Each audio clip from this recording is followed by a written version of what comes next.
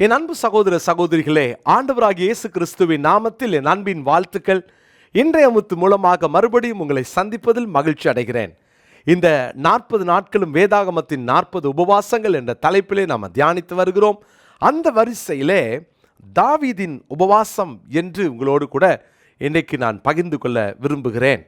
சங்கீதங்களின் புஸ்தகம் 35ஆம் சங்கீதத்தின் 12ஆம் வசனத்திலிருந்து 15ஆம் வசனம் வரைக்கும் உள்ள வசனங்களில் ஒரு சில வசனத்தை நான் வாசிக்கிறேன். 12வது வசனம், நான் செய்த நன்மைக்கு பதிலாக தீமை செய்கிறார்கள், என் ஆத்துமா திக்கற்று போக பார்க்கிறார்கள். அவர்கள் வியாதியாய் இருந்தபோது ரெட்டு என் உடுப்பாய் இருந்தது. நான் உபவாசத்தால் என் ஆத்துமாவை உபத்திரவப்படுத்தினேன். என் ஜெபமும் என் மடியிலே திரும்ப வந்தது. நான் அவனை என் சிநேகிதனாகவும் சகோதரனாகவும் பாவித்து நடந்து கொண்டேன். தாய்க்காக துக்கிக்கிறவனைப் போல துக்க வஸ்திரம் தரித்து தலை கவிழ்ந்து நடந்தேன்.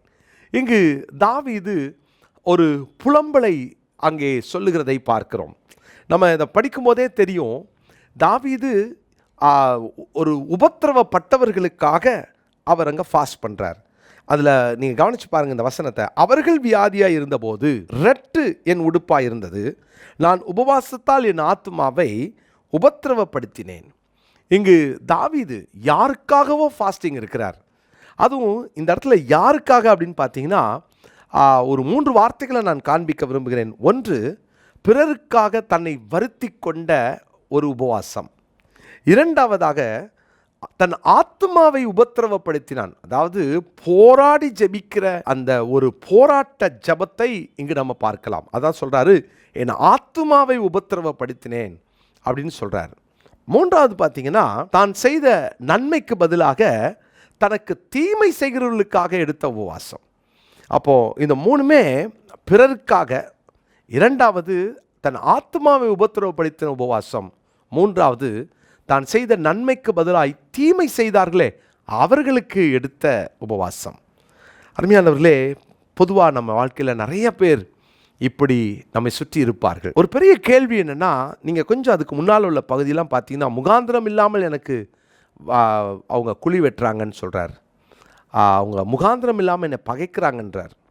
அப்போது இதெல்லாம் தாவீது வாழ்க்கையில் வந்தது.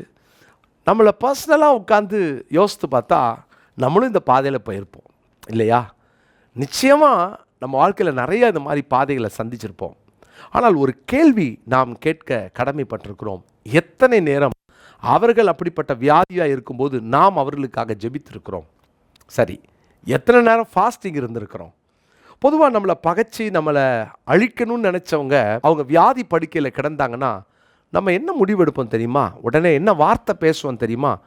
என்னை பகைச்சாங்கல்ல, அதான் கர்த்தர் படுக்க போட்டார்னு சொல்லுவோம். இது இயல்பான ஒரு காரியம். ஏன்னா நம்மளை பகைச்சிட்டாங்கன்னா, அவங்க தண்டிக்கப்பட்டுட்டாங்கன்னா உடனே நமக்கு ஒரு நம்மளை அறியாமல் வெளியில் ஒரு சந்தோஷம் காட்டலனாலும் உள்ள ஒரு ஓரத்தில் ஒட்டி கொண்டிருக்கு பார்த்தீங்களா? அது ஆபத்தானது. நம்ம என்றைக்குமே அப்படிப்பட்ட ஒரு எண்ணத்தை விட்டு வெளியே வந்துடணும். ஒரு நாளும் நம்மளை பகைத்தவர்கள் வியாதியாக கிடக்கிறதுனால சந்தோஷப்பட்டுறாதீங்க. உன் சத்துரு விழும்பொழுது சந்தோஷப்படாதுன்னு ஆண்டவர் சொல்லியிருக்கிறார். அப்படிப்பட்ட ஒரு மகிழ்ச்சி உங்கள் வாழ்க்கை எங்கேயாவது ஓரத்தில் இருந்தால், இல்லை அது எங்கேயாவது தெரியாமல் கூட சொல்லி காட்டியிருந்தா இன்றைக்கி மன்னிப்பு கேட்போம். ஏன்னா இந்த வசனம் மிக முக்கியமான வசனம். வியாதியாக இருந்தபோது ரெட்டு என் உடுப்பாக இருந்தது. அப்படி குழி வெட்டினவங்க வியாதியாக கிடந்தபோது நான் ஃபாஸ்டிங் இருந்து என் ஆத்மாவை உபத்திரவப்படுத்தினேன்னு சொல்கிறார். நமக்கு இது ஒரு பாடமாக மாறட்டும். ஸோ இங்கே அவர் ஏறெடுக்கிற 3 ஜப குறிப்புகளை பார்த்தீங்கன்னா, 17வது வசனத்தில் தன் ஆத்மா பாதுகாப்புக்காக இவர் ஃபாஸ்டிங் இருக்கிறார். இந்த ஃபாஸ்டிங் டைமில் ஒரு 3 காரியங்களை அவர் வைத்து அவர் ஜெபிக்கிறார். அதில் ஒன்று, தன் ஆவிக்குரிய பாதுகாப்புக்காக ஜெபிக்கிறார். ரொம்ப முக்கியமானது. இந்த ஆவிக்குரிய தரம் போயிருச்சுன்னா கண்டிப்பாக யாரோ ஒருத்தர் நம்மளை பகைச்சவங்க விழுந்தாங்கன்னா நம்ம சந்தோஷப்பட்டுருவோம். ஆனால் இங்கே வாசிக்கிறோம், ஆண்டவரே 17ஆம் வசனம் பாருங்கள், எதுவரைக்கும் இதை பார்த்து கொண்டிருப்பீர்? என் ஆத்மா அழிவுக்கும் எனக்கு அருமையானதை சிங்கக்குட்டிகளுக்கும் தப்புவியும். என் ஆத்மாவை அழிவுக்கு தப்புவியும். தன் ஆத்மா பாதுகாப்புக்காக ஜெபிக்கிறார். அப்படின்னா ஆவிக்குரிய பாதுகாப்புக்காக அவர் ஜெபிக்கிறார். இரண்டாவதாக 27வது வசனத்தில், என் நீதி விளங்க விரும்புகிறவர்கள் கம்பீரித்து மகிழ்ந்து தமது ஊழியக்காரனுடைய சுகத்தை விரும்புகிற கர்த்தருக்கு மகிமை உண்டாவதாக என்று எப்போதும் சொல்ல கடவர்கள். இரண்டாவது, தன் சரீர சுகத்திற்காக அவர் ஜெபிக்கிறார், சரீர சுகத்திற்காக. மூன்றாவதாக, என்னாவது உமது நீதியையும் நாள் முழுவதும் உமது துதியையும் சொல்லி கொண்டு இருக்கும் எதிர்கால திட்டத்திற்காக ஜெபிக்கிறார். தன் ஆவிக்குரிய வாழ்க்கைக்காகவும் தன் சரீர சுகத்திற்காகவும் தன் எதிர்கால திட்டத்துக்காகவும்.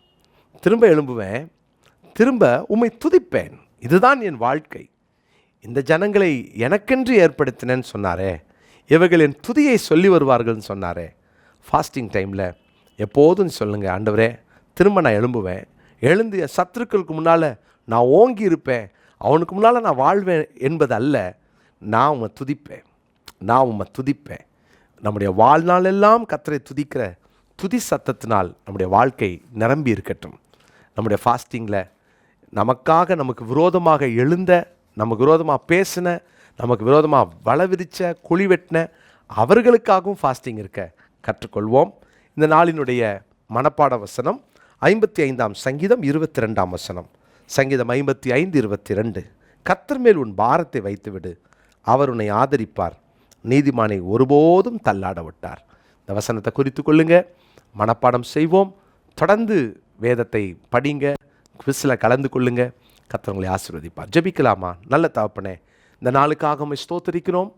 தொடர்ந்து நாங்கள் உபவாசத்தை குறித்து தியானிக்கும் போது எங்கள் உபவாசம் ஆண்டவரே சுயநலத்தோடு கூட எடுத்த உபவாசம்.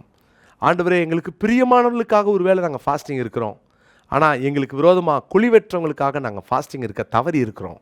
எங்களை மன்னியும். எங்களுடைய உபவாசத்தை இன்னும் நாங்கள் நீடிக்க, இன்னும் நாங்கள் அதனுடைய அளவை அதிகப்படுத்த, ஆண்டவரை இன்னும் அநேகரை அதை ரீச் பண்ணக்கூடிய அளவாய் மாற எங்களை ஒப்பு கொடுக்குறோம், விட்டு கொடுக்குறோம். உண்மையிலேயே எங்களை ரொம்ப எதிர்த்த யாருக்காகவாவது நாங்கள் ஃபாஸ்டிங் இருந்து நீங்கள் அவங்கள சுகப்படுத்தணும், ஆசீர்வதிக்கணும்னு ஜெபிக்கக்கூடிய அந்த ஒரு உணர்வையும் ஜெப ஆவியையும் எனக்கும் எங்கள் எல்லாருக்கும் தாரும். இயேசுவின் மூலமாக ஜெபிக்கிறோம் நல்ல பிதாவே, ஆமீன்.